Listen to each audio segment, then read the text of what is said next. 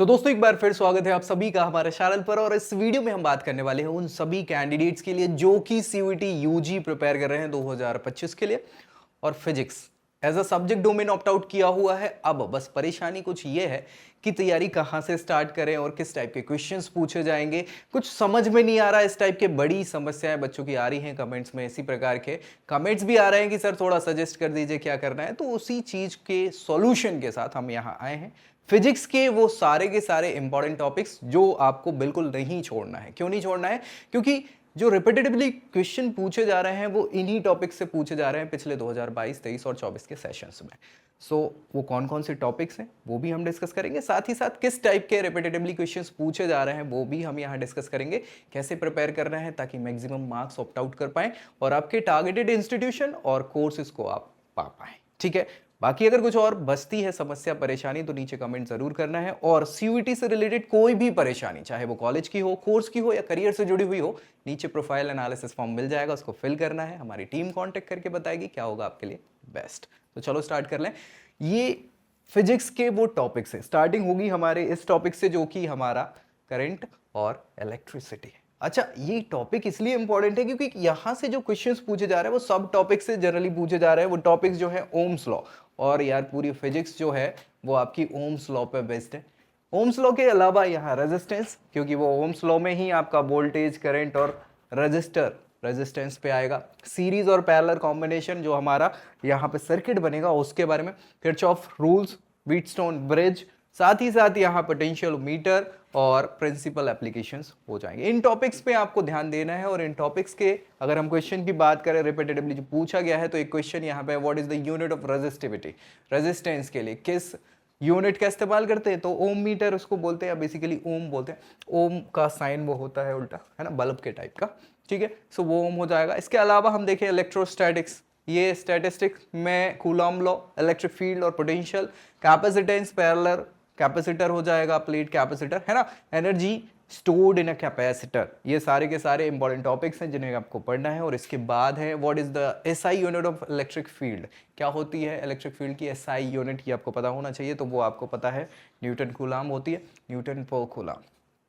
ठीक है, चले मैग्नेटिक इफेक्ट, करंट और मैग्नेटिज्म, ये टॉपिक है। इसके सब टॉपिक्स में आप देखें तो Biot's wind law, Ampere's law हो जाएगा, force on a moving charge और magnetic field due to current carrying wire, wire की लेंथ, वायर का मटेरियल, इस पे सारी चीजें डिपेंड करती हैं। ठीक है, मैग्नेटिक फील्ड पे। और यहाँ पे which rule is use to find the direction of magnetic field, कौन सा रूल है? राइट हैंड ऑफ, हाँ वो राइट हैंड होता है ना, लॉ, थंब लॉ। ठीक है, सो वो आपको बताता है। इलेक्ट्रोमैग्नेटिक इंडक्शन फिर अगला टॉपिक है। और इसमें जो फैराडेज लॉ है, लेंज लॉ है, म्यूचुअल इंडक्टेंस और सेल्फ इंडक्शन, तो ये आपके सब टॉपिक हैं जहां से क्वेश्चन जनरली पूछे गए हैं। जैसे एक क्वेश्चन देखें, Lenz law is based on which conservation principle, किस कंजर्वेशन प्रिंसिपल पे लेंज लॉ बेस्ड है? तो वो है कंजर्वेशन ऑफ एनर्जी पे बेस्ड। चले नेक्स्ट है आपका अल्टरनेटिंग करंट, एसी करंट जिसको कहा जाता है, जो हमारे घरों में सप्लाई होती है वो एसी करंट की होती है।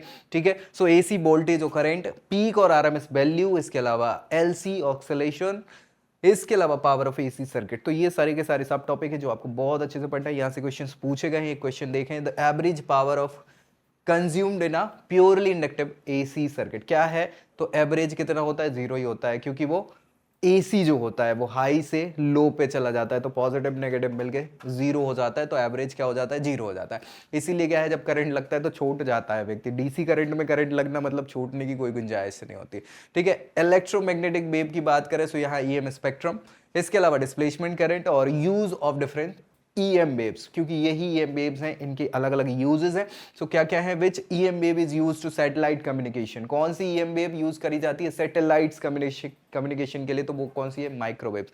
इसके अलावा रेडियो वेव्स होती हैं, एक्सरेज होती हैं और अलग अलग वेव्स होती हैं जो कि कम्युनिकेशन में यूज करी जाती हैं। रे एंड वेव ऑप्टिक्स, ये बहुत इंपॉर्टेंट टॉपिक है। इसमें रिफ्लेक्शन, रिफ्रैक्शन, लेंस के फॉर्मूला बहुत पूछे जाते हैं। यंग्स डबल स्लिट एक्सपेरिमेंट हो जाएगा, डिफ्रैक्शन, इंटरफेरेंस और पोलराइजेशन, ये सभी के सभी लाइट्स में या फिर ऑप्टिक्स में काम आते हैं। हमारी जो प्रकाश की किरण होती है ना, वो ये सारी की सारी चीजें बताती है। अब एक क्वेश्चन बात करें, which phenomena proves the wave nature of light, अब दिक्कत ये है कि ये जो वेव का नेचर, लाइट का जो नेचर है वो डुअलिटी वाला है, ठीक है। सो इंटरफेरेंस है जो प्रूव करती है कि इसका क्या है,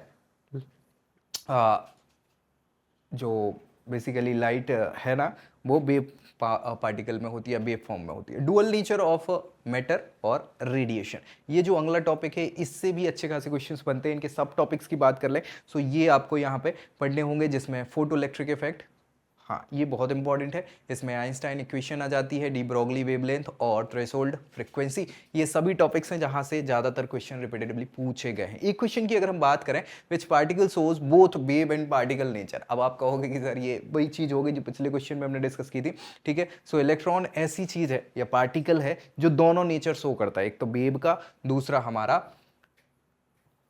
पार्टिकल फॉर्मेट, एटम और न्यूक्लाई, है ना। बेसिकली न्यूक्लियस की बात कर रहे हैं हम यहाँ पे, तो बोहर मॉडल जहाँ से स्टार्टिंग बोल सकते हैं हम यहाँ पे, energy levels of hydrogen, radio active decay और मास एनर्जी रिलेशन, ये आपके सब टॉपिक्स हैं इस टॉपिक के जो ज़्यादातर यहाँ से क्वेश्चन पूछे गए। Which radiation has maximum presenting penetrating power, किस में होती है, तो गामा रेज में होती है, एक्स रेज से ज़्यादा होती है गामा रेज में, ठीक है, बढ़िया। और सेमीकंडक्टर इलेक्ट्रॉनिक्स, मुझे लगता है आखिरी टॉपिक है आपका। इसके सब टॉपिक्स की बात करें, diodes, transistor, logic gates, IB characteristic मतलब करंट और voltage characteristics of PN junction, तो ये अच्छे खासे यहाँ से क्वेश्चंस बनते हैं। एक क्वेश्चन है, which gate gives output 1 when both inputs are 1, ठीक है। तो एंड गेट, ये गेट होते हैं एंड और नॉर, है ना, एक्सॉर, है ना, एक्सक्लूसिव नॉर, नैंड नॉर, तो वो सभी गेट हैं जिनमें एंड गेट जो है यहाँ पे इसका आंसर है और यहाँ पूछे जाते हैं, इनसे ही सारे सर्किट बनते हैं।